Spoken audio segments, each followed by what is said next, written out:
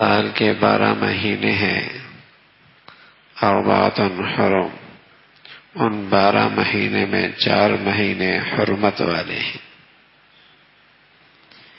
ان حرمتوں والے مہینوں میں ایک مہینہ رجب کا مہینہ ہے، حرمت والا مہینہ۔ اللہ کے نبی صلی اللہ علیہ وسلم نے اس مہینے میں کیا دیکھا، کیا فرمایا ہے،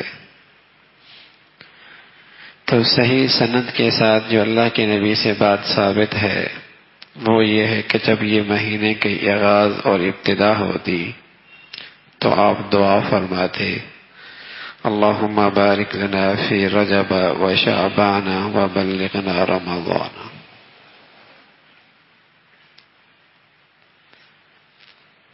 مسلمان بھی اسی کا اہتمام کرتے ہیں، ابتدا میں نہ کر پائے، جب یاد آ جائے تو اس دعا کا اہتمام کر لینا چاہیے۔ اللہم بارک لنا فی رجب و شعبان و بلغنا رمضان۔ اے اللہ میرے رجب میں، میرے شعبان میں برکت دے دے، یعنی میری عمر میں برکت دے دے کہ مجھے رمضان عطا فرما دے۔ گویا کہ رمضان کا اہتمام رجب سے ہو رہا ہے، گویا کہ رمضان کا اہتمام تیاری رجب سے شروع ہو گئی ہے۔ یہ اللہ کے نبی صلی اللہ علیہ وسلم سے یہ عمل ثابت ہے، صحیح سند کے ساتھ، صحیح روایت کے ساتھ۔ اس کے علاوہ آپ علیہ الصلوۃ والسلام سے اس مہینے میں اور کوئی عمل ثابت نہیں ہے کہ آپ نے کسی رات میں کچھ کیا ہو، کوئی روزہ رکھا ہو، کچھ میٹھا پکایا ہو، کوئی شیرینی تقسیم کی ہو۔ ان میں سے کوئی بھی بات اللہ کے نبی سے صحیح سند سے ثابت نہیں ہے۔ اور میرے عزیزو، کوئی بات دین کی ثابت نہ ہو، نبی سے ثابت نہ ہو، اور اسے دین سمجھ کے، ثواب سمجھ کے کر لیا جائے تو یہ دین میں خود ساختہ اضافہ کہلاتا ہے۔ اللہ کے نبی کو بڑا سخت ناپسند ہے، اللہ کے نبی کو بڑی سخت ناپسند ہے۔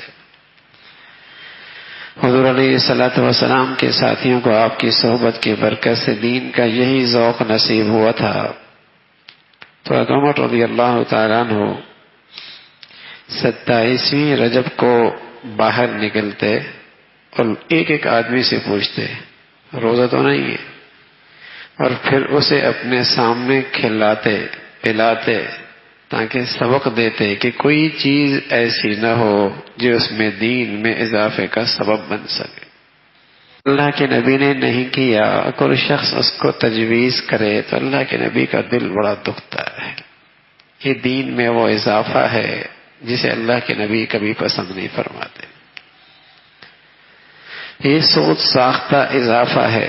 ہمارے بعض بھائی بیچارے ناواقفیت سے عناد نہیں ہوتا، نہ واقف ہوتے ہیں اور انہیں صحیح بات کا اندازہ نہیں ہوتا، تو اس قسم کی چیزوں کا وہ اہتمام شروع کر دیتے ہیں کہ اس دن روزہ رکھنا ہے، کنڈوں کے نام پر کچھ میٹھا پکانا ہے، تقسیم کرنا ہے، جس کی کوئی حقیقت نہیں ہے۔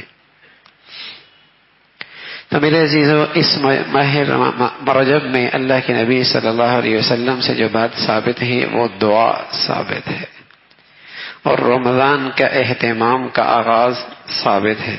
آپ علیہ الصلوۃ والسلام نے اس کا اہتمام کیا ہے۔ باقی آپ کی زندگی میں ایک کمال ہے جس کا کوئی انکار نہیں کر سکتا، جس کا کوئی انکار کوئی نہیں کر سکتا۔ وہ آپ کے کمالات میں سے ایک بڑا کمال ہے، اور وہ یہ ہے کہ اللہ نے آپ کو معراج کی دولت عطا فرمائی ہے۔ یہ آپ کا معجزہ ہے۔ یہ کس مہینے میں آیا؟ بعض روایت میں آتا ہے ربیع الاول میں ہوا، بعضوں میں آیا رجب میں ہوا۔ یہ کون سی رات ہے؟ کوئی سی بھی ہو، لیکن اللہ کے نبی صلی اللہ علیہ وسلم کی زندگی میں اس معراج کے واقعے کے بعد 18 سال آپ زندہ رہے، لیکن آپ نے کسی رات میں کوئی خاص اہتمام نہیں فرمایا. معراج ہوا، اور یہ اللہ کے نبی صلی اللہ علیہ وسلم کی زندگی کا ایک بہت بڑا کمال ہے، آپ کی زندگی کا ایک بہت بڑا معجزہ ہے، اس میں کوئی شک نہیں. اس میں امت کو بہت کچھ ملا، اللہ کے نبی کے مشاہدے سے امت کو بہت کچھ سبق ملا، رہنمائی ملی. لیکن آپ کی زندگی میں یہ نبوت کے 5ویں سال یہ معراج کا واقعہ پیش آیا، لیکن پھر اس کے بعد آپ 18 سال تک زندہ رہے، لیکن کہیں آپ نے کسی خاص رات کا، کسی خاص دن کا کوئی اہتمام نہیں فرمایا.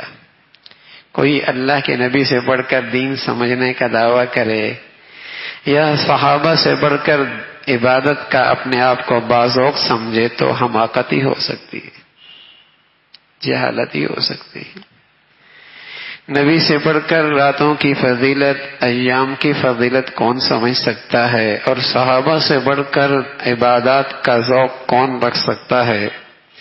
پھر اللہ کے نبی کی زندگی میں 18 سال گزرے، پھر آپ کے پاس صحابہ کی زندگیاں 1 صدی تک رہی، 1 صدی تک صحابہ کا سلسلہ رہا. لیکن اس پوری صدی کے اندر بھی پھر تابعین، پھر تبع تابعین کی زندگی میں کہیں کوئی ایسی چیز نظر نہیں آتی